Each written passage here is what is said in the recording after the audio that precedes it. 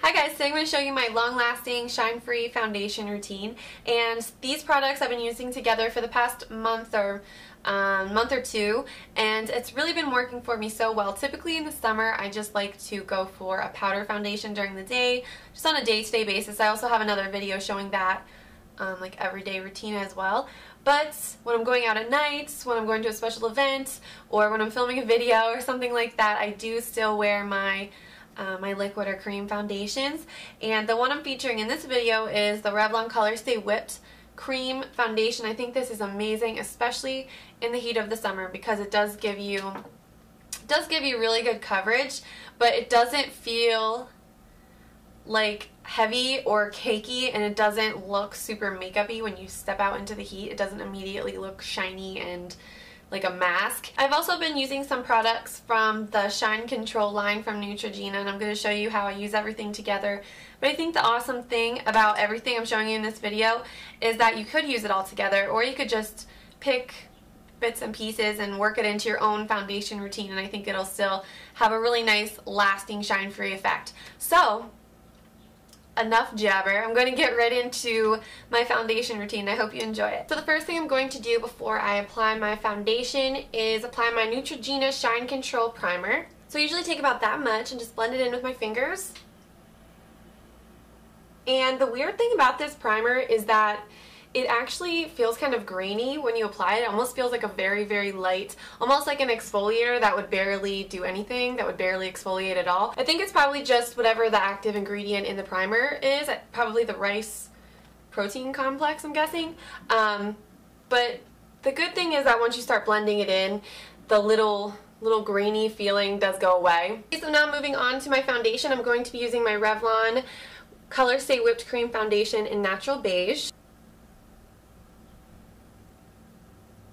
I just try to dot it around as much as possible because it helps with blending, and I'm using my Sigma Angle Top Kabuki F84. I know some people were saying, I got some tweets saying that some people were having trouble blending this foundation, and to be honest, when I first got it, I had trouble as well because I was trying to apply it with my fingers, and then some other people said they had really good luck applying it with their hands, but I actually just really like using my F84, and I found that once I switched to this brush I had much better luck.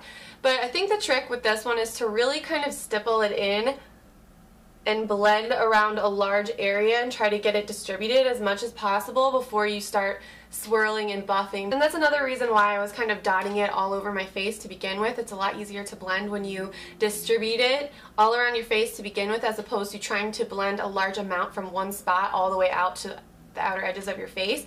So that's just a little trick that might help you if you picked up this foundation and you had some issues with blending, because it isn't a really heavy, dry foundation. It is actually very silky, and it does feel very, very comfortable and somewhat light. So it's kind of odd that I had blending issues too. I don't know, it was kind of strange, but once you get the hang of it and you find a way to apply it that works for you, I think that it is a really amazing product.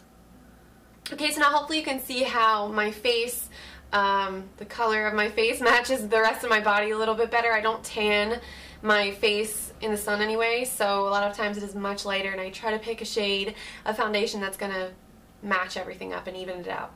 So I'm going to take off my knuckle ring so I can show you how I smooth over my foundation with my fingers, and I've been doing this probably since one of my very first videos.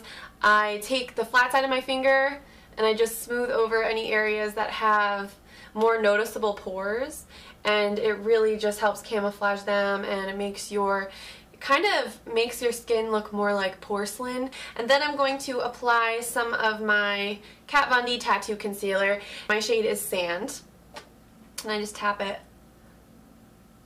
on either side of my nose, and then take my Sigma Round Top Kabuki F82. This is my favorite brush for blending in concealer to a larger area.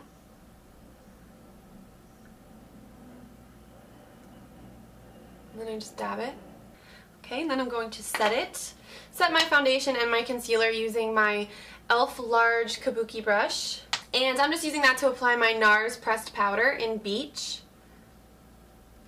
I'm just going to lightly dab over all over my face. That way, if you start buffing right away, you might lift up some of that foundation or some of your concealer that you just applied because it is wet and it'll create a little bit of drag on your brush. So I just like to make sure everything is dry to the touch before I start buffing.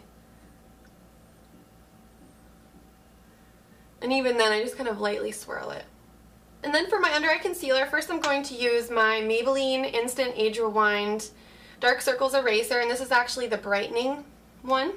And I usually just tap that right into the inner corner of my eye. I just like it to be more of a subtle lightness coming through underneath my concealer. And for that step, I'm using my Revlon Age Defying Concealer with DNA Advantage, and my shade is light medium. And I really like this because the applicator just makes it so easy. I just dot it on, blend it in with my finger, and it's so silky. This has the most amazing consistency and really amazing coverage. And then to set this, I'm actually going to use, I would definitely recommend using some kind of a under eye setting powder to set this concealer because it is so creamy. It will definitely crease on you if you don't. I'm just using the product that I've been using for the past few months or so. This is my Bare Minerals Well Rested Eye Brightening Powder. So what I do with this is I'll just get a tiny bit in the cap, get it on my E40 blending brush, and tap it off, and then just pat it right in. Just pat it right over top of my concealer. It lasts for a really long time, and it just gives you that really wide awake, well-rested appearance to your eyes. Okay guys, fast forward. I just did my eyebrows using my e.l.f. Eyebrow Kit in medium, and I have a video showing how I use this to shape my brows. They're kind of weird right now because I'm like growing them back in so I can reshape them and stuff. That's a whole nother video. And I also used my NYX eyeshadow trio in Honeycomb to do my eyes, and then I'm just going to show you the products that I used on, that I'm going to use on the rest of my face. First I'm just going to apply a little bit of bronzer, my Tarte Mineral Bronzer in Hotel Heiress with my Too Faced, I think these are called the teddy bear brushes, and this is just the face powder brush. It's going to go around the outer edges of my face. I actually have a video all about how I apply my bronzers and different ways you can apply them and my favorite products and stuff like that, so I'll try to remember to link to that one below as well. This one is very blendable, so if you apply too much of it, it's very easy to just blend it out. And then for my blush, using my Sigma F10 brush, I'm going to apply my Wet n Wild's blusher. This is the Color Icon blusher in Heather Silk. Just a really nice plummy, cool pink, I guess. I really like this color though as well. Just applying that to the apples of my cheeks and blending it up through my temples. And the final step of this entire process, there's another product I wanted to show because I think it really helps control shine throughout the day while you're on the go and that kind of a thing. This is the Neutrogena Shine Control Powder, and again it has the rice protein complex in it. And when you open it up, it comes with one of these little spongy things, and it just looks like that. It's a very soft powder, but you can see that it's not translucent. This color definitely does show up. So what I do, I definitely just throw this in my purse and my to-go makeup bag with me just for kind of, it's like a blotting powder, so I just use it to blot my skin in certain areas that tend to get more shiny throughout the day. One spot that gets really shiny for me is like right here, the bridge of my nose where like my glasses would rest basically. It just tends to get very slick and shiny looking, so I'll take a little bit of this on the sponge that they included. I think it's just a really good way to apply it, and just apply it right there, the inner sides of the apples of my cheeks, like right here. The tip of my nose sometimes gets a little bit shiny, or my chin, and this stuff is no joke. It really does work so well, and I've actually been using this without any oil absorbing sheets or anything like that. It just really just mattifies your skin instantly, so I really love this stuff. It's awesome. But that does it for my long-lasting shine-free foundation routine. I really hope you guys enjoyed this video and maybe got some ideas of some products that might work for your skin or might work for you. So thank you so much for watching, and I'll talk to you soon. Bye.